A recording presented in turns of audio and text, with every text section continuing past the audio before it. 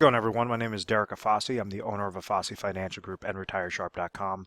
Today's topic I want to discuss with you a TSP full withdrawal and do a thorough review on that and show you guys what typically the problems are when someone's thinking of taking all their TSP monies out, whether they've hit an attained age or they severed employment, and then what's the solution of kind of looking at it like a perfect puzzle piece and correlating the full withdrawal to individual goals and kind of segmenting them out properly dependent upon your individual situation. So essentially what happens is an individual might be working for a federal agency, and they're working for X amount of years. They hit their 60s and then they say, you know what, I want to retire. I'm basically going to call it quits. So after X amount of years of service, that might determine how much pension income that they're receiving.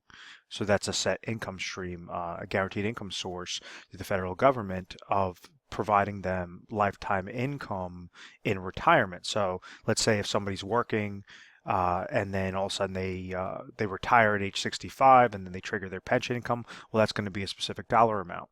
They may or may not be offered an additional Social Security supplement, depending upon which sort of worker they were, how long ago did they set up with the federal agency. But ultimately, you have a secondary income source known as Social Security that might get triggered at a full retirement age around 67, or if they want to take it a little bit earlier, right around 65 as well. So these are two main income sources. Well, this third aspect is something known as a Thrift Savings Plan, which acts like as a 401k, but it's specifically for federal employees. So what was happening with this TSP was an individual was working, they were getting paid specific dollar amount, and the employer, the federal agency, is saying, well, we'll give you a type of savings account, a type of retirement savings account that you could place your dollars into.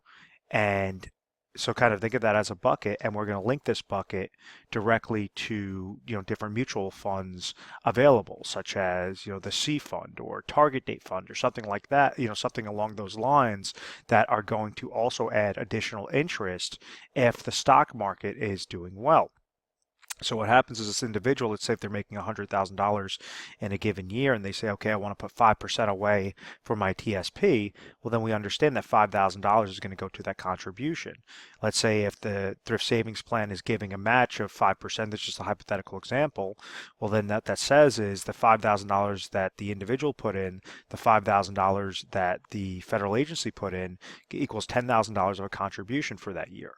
So this individual could keep stacking up more and more of those contributions into that bucket, and ultimately that's supposed to grow the thrift savings plan bucket. The problem that lies is this interest credit. What determines whether this is going to be a positive interest credit or negative interest credit?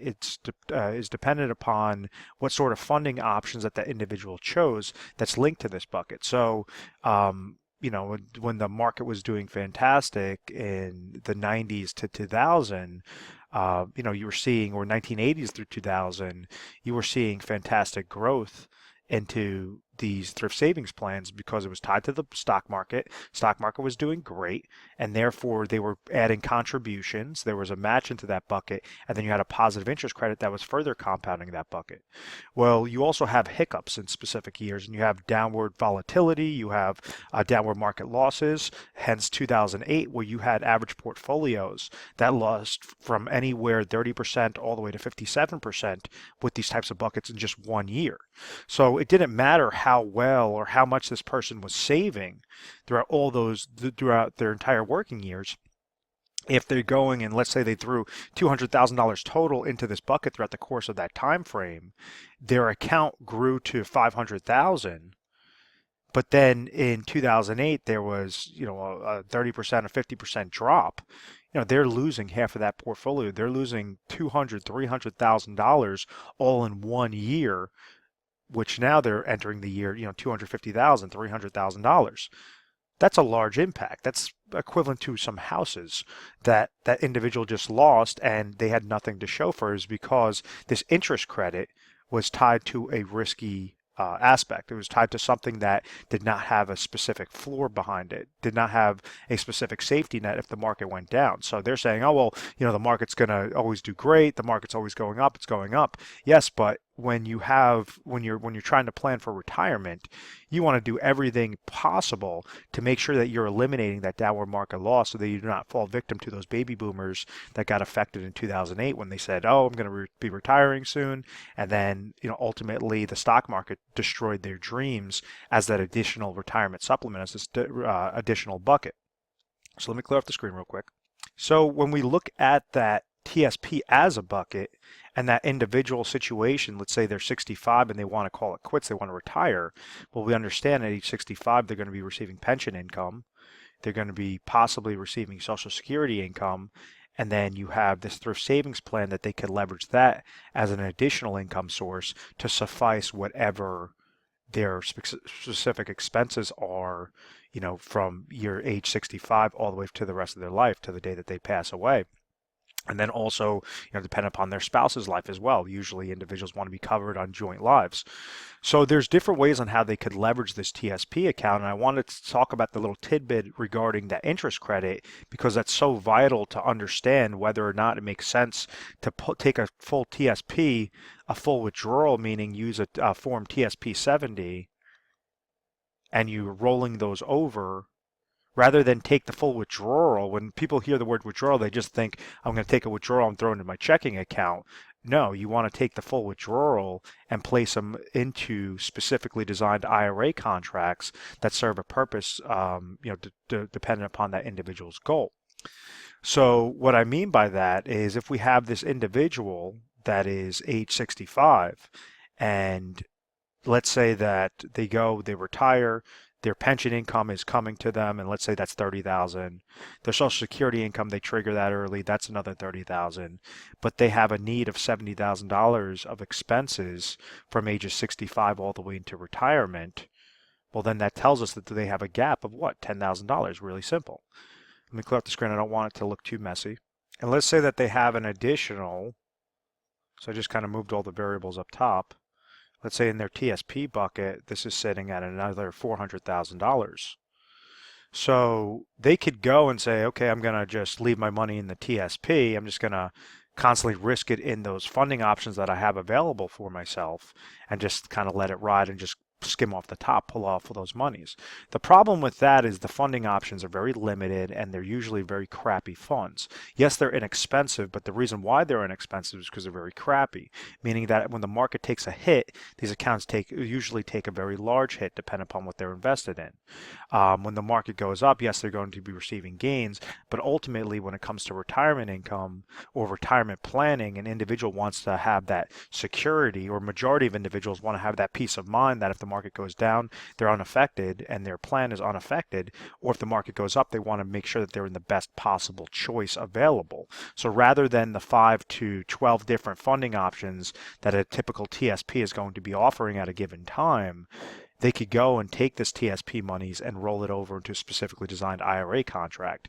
So if you're looking mainly as a growth strategy, well, all we're doing is taking it, rolling over to an IRA with better options. It's just a slight tweak. Instead of 5 to 12 different funding options, mutual funds, ETFs, stocks, bonds, now we have 3,000 plus different choices, and we could customize it directly to your exact situation. But if we take a step back, we understand that there's a need there of $70,000. These individuals, or this individual, is receiving $60,000 of lifetime income. So we need to at least take care of that need, that gap of $10,000, as quick as possible. So out of this $400,000, what might suffice that specific goal would be a rollover into IRA number 1, which is set up into a hybrid annuity, an annuity that gives you an income rider, so you still have full control of your monies in case you ever came into an oh my gosh moment. So what this does is, let's say that calculation comes back that you need to put in $100,000 into an IRA hybrid annuity, and then you're going to trigger immediate income from that. And let's say that's going to suffice that $10,000 goal. Well, that'll be the first IRA.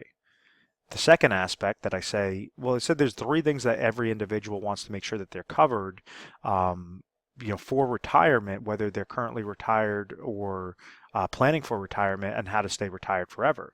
The first thing is income sources. They need to have sufficient amount of income, because if not, then they have to go back to work, or they have to significantly reduce their livelihood and really struggle with, deciding whether to have a steak that night or eat tuna fish that night. Something that they have to make these choices. So the very first one is income sources. You want to make sure that the income source is covered, that you're receiving all these little guaranteed lifetime income streams any which way you can. You don't need to maximize it. Like a lot of advisors try to tell somebody, oh, you have 400,000, throw that into an annuity and you'll have all this income and you never have to worry about it. No, you want to customize it exactly to the least amount and only as much as necessary. So in this case, we understand that there's a $10,000 gap. Well, a $100,000 IRA contract that has a lifetime income rider is going to produce us $10,000. And this is just a hypothetical example. The second aspect is emergency funds. We want to make sure if an oh my gosh moment occurs that there's some monies that we could pull from it. The IRA annuity contract, that specific purpose is set up for income. Yes, you could still access your monies. Yes, you could still have certain get out options, but you do not want to commingle those funds. You do not want to try to utilize a income bucket for something that you're going to be pulling monies from at a very sporadic basis. You have to set them up like a specific lane. Each one has their own specific lane. So what this emergency fund will do is we understand we want to have 6 to 12 months of expenses covered. So maybe we add another $50,000 that's going to be in an IRA money market account. So that takes care of step number 2. And then the third step, which a lot of advisors don't talk about, is inflationary needs. Yes, you might have $70,000 of income needs right now, but out of that $70,000, maybe $50,000 are fixed expenses, $20,000 are inflationary expenses. So that means each year, the cost of goods and services are going to be increasing by roughly anywhere between 2 to 4% is the rule of thumb for inflation. So we need to make sure that we are combating that inflation. We're protecting your specific retirement plan from that inflation. So you could have this segmented into a couple of different IRA contracts. You could have an IRA contract set up specifically for growth to make sure that you're having the highest quality funds at the cheapest possible price, and something that's very liquid, and just kind of set that up into one IRA. You could have an IRA annuity that is set up on like a laddering strategy, so that's going to trigger every couple of years to give you more guaranteed lifetime income. And then you also have an IRA that kind of works more as a like a tactical management or a passive management strategy, but it's just going to be overall better bucket. Why would you leave your dollars in the TSP where you're only really susceptible to these 5 to 12, 5 to 15 different funding options that are typically garbage options, as opposed to actually creating a plan and realize that you have that opportunity to have that complete peace of mind, that complete confidence in retirement when you set up this TSP full withdrawal the right way. So it's not a withdrawal. The only thing that's happening when I say full withdrawal is you could take this $400,000 out and segment it out properly. So maybe out of this inflation need, maybe another 100,000 is going into the IRA annuity contract for the inflation annuity contract, and then you have, so that's 250,000. Then you have another 150,000 that's going into a brokerage account with with a Fidelity, TD Ameritrade, or Charles Schwab, et cetera, et cetera. So. And then this is going to hit your 3 different criteria to make sure that you could retire with confidence. So once again, we understand when someone severs employment, they have access to do a full TSP withdrawal. The problems that lie with this is individuals think, first off, that they could just take that money and throw it into their checking account. And the problem with that is you're going to get fully taxed on those monies. And the other problem is they don't have a specific strategy. They just say, oh, I have this bucket of money, 400,000 looks good, or $100,000 looks really nice, and I'll just kind of worry about it as it comes. I'll just kind of skim off the top. And what they do is they leave their money susceptible to fees. They leave their money susceptible to downward market losses.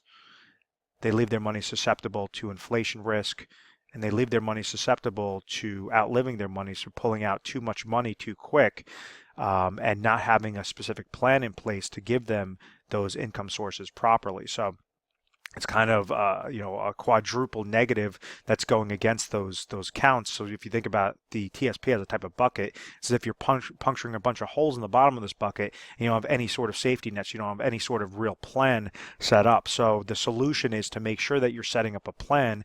Typically I guide individuals and I say, make sure your income sources are covered, make sure your emergency funds are covered, make sure your inflationary protection is covered, so that you have as much fund money, as much money left on the sidelines as possible, so that if you want to go and there's a good year, you have some good growth into your account, excellent. You go and take that extra trip to Europe. You go and, you go golfing every day. You have your own golf fund, your own fishing fund, whatever that case may be. But that's ideally retirement, something that you don't have to go to work, but you understand that the income is still coming to you, and you don't have to stress out, watching MSNBC saying, oh my God, what's going on with my money? What's going on with the market?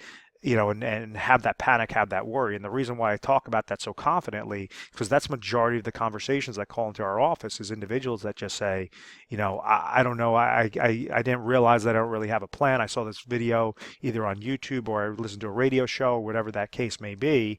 And time again, what we're trying to do is just saying, very slight tweaks could have a very large impact on your specific plan. But with retirement, you only have one chance to get things done correctly. With family members I've had in the past, generations ago, decades ago, they've completely outlived their retirement incomes and they had to go back to work in their 70s. It's just, obviously it happens all over, and it's because individuals are not properly educated on how to plan for these types of benefits, and making sure that they're segmenting their dollars properly. So if you found value in this video and you want to talk to a specialist and really look at your situation, and we'll look underneath the hood, ask you some questions, simply call into our 1-800 number. It's 1-800-566-1002. We're available 24 hours a day, 7 days a week. And what you can expect when calling in is you're going to talk to an assistant. You're going to tell them exactly the topic or the video that you saw. And you say, I want to speak to a specialist. So then that assistant's going to go and patch you over to whatever that specialist is available. And they're just going to ask you a question. They're going to ask you a couple of questions. It's going to be a very casual conversation. And we're going to try to educate you. So we try to educate you guys through PDFs, through personalized videos, different things to make sure that you're acclimated with the process. There are some times that we say, listen, stay exactly put. There's no reason to change anything.